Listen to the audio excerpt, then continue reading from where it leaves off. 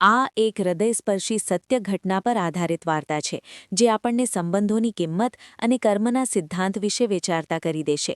ઘરડા મા બાપ, ભીની આંખો અને પથ્થર દિલનો દીકરો. અમદાવાદના એક પોશ વિસ્તારમાં રહેતા વિનુભાઈ અને સવિતાબહેને પોતાનું આખું જીવન દીકરા આકાશને ભણાવવા ગણાવવામાં અને કાબિલ બનાવવામાં ખર્ચી નાખ્યું હતું. વિનુભાઈએ પેટે પાટા બાંધીને આકાશને વિદેશ મોકલ્યો અને જ્યારે તે પાછો આવ્યો ત્યારે તેને મોટો બિઝનેસ સેટ કરી આપ્યો. આકાશના લગ્ન એક મોટા ઘરની છોકરી પાયલ સાથે થયા.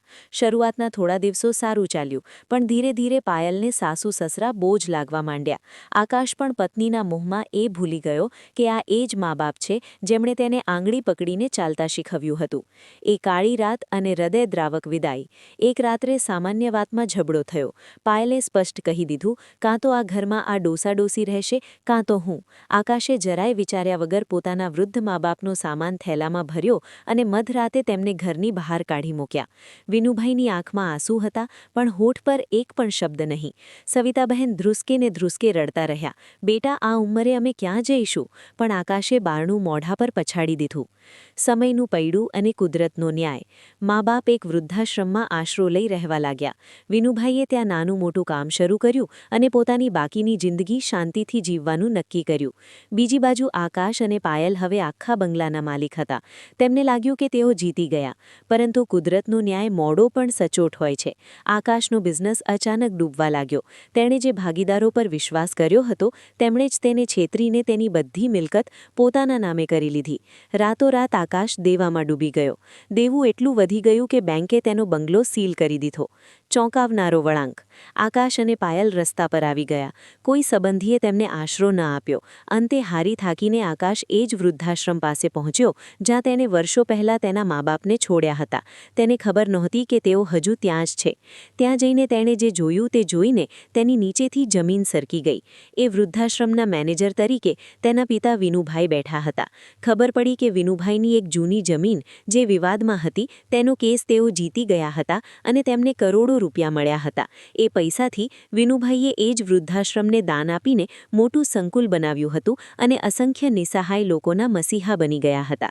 પછતાવો અને અંત. આકાશ પિતાના પગમાં પડી ગયો અને રડવા લાગ્યો, પણ વિનુભાઈએ તેને શાંતિથી ઊભો કર્યો અને કહ્યું, બેટા, આ ઘર ભગવાનનું છે. અહીં કોઈને કાઢી મૂકવામાં આવતા નથી, પણ તું મારો દીકરો બનીને નહીં, એક જરૂરિયાતમંદ બનીને આવ્યો હોય તો ચોક્કસ આશરો મળશે. સંબંધોની કિંમત ત્યારે સમજાય છે જ્યારે માણસ પોતે એ જ પરિસ્થિતિમાંથી પસાર થાય છે. આ જોઈને આકાશને સમજાયું કે જે મા બાપને તેણે કચરો સમજીને ફેંકી દીધા હતા, આજે એ જ તેના માટે એકમાત્ર સહારો હતા. મા બાપના આશીર્વાદમાં જ સુખ રહેલું છે. જે મા બાપને રડાવે છે તેને કુદરત ક્યારેય સુખી રહેવા નથી દેતી. જે હાથ આજે મા બાપને ઘરની બહાર કાઢે છે એ જ હાથ કાલે બીજાની સામે ફેલાવવા પડે છે. કુદરતનો ન્યાય મોડો પણ સચોટ હોય છે. સાચું સુખ. મંદિરમાં પથ્થરની મૂર્તિને શોધવા કરતાં ઘરમાં બેઠેલા જીવતા જાગતા ભગવાન જેવા મા બાપની સેવા કરજો. જિંદગી ક્યારેય કાંઈ ખૂટશે નહીં. સંસ્કારની કિંમત. દીકરાને ભણાવી ગણાવીને સાહેબ બનાવવો એ સફળતા નથી, પણ એને એવા સંસ્કાર આપવા કે એ મા બાપને ક્યારેય બોજ ન સમજે, એ જ સાચી સફળતા છે. કડવું સત્ય.